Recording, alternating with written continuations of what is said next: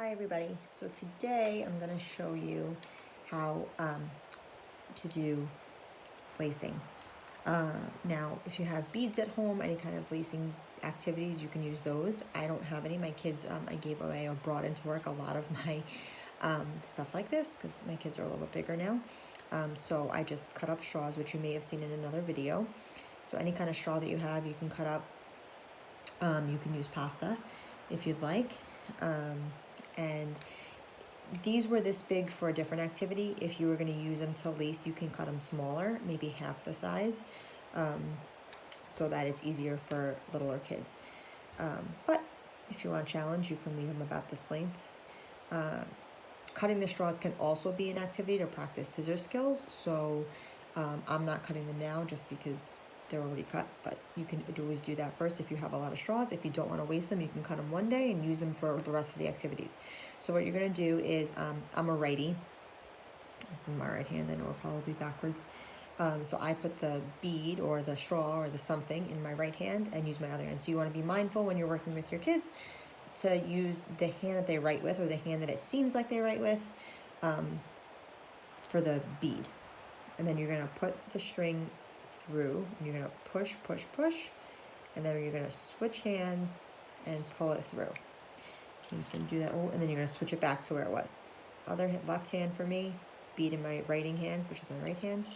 Push, push, push. If it's shorter, you're going to need less pushing, and pull it through. This is an old shoelace, I'm not even sure if it's old. It was my husband's shoe.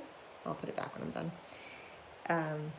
Back on the other hand, put the bead or the straw in the hand that you write with, push it through, and pull.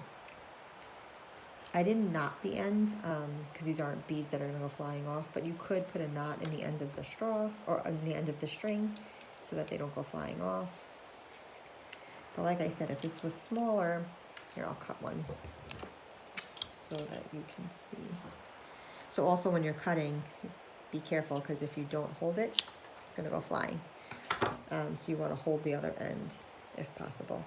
So if it's shorter, you'll see, especially with a shoelace that has a nice long plastic tip, your child will be able to most likely get it through if they can do this kind of thing with one shot. Now, there are lots of students in my OT classroom that cannot do this by themselves. So if you're helping them, you want to hold one piece, maybe keep it on the table, and with your other hand, put it over their hand and push, push, push it through.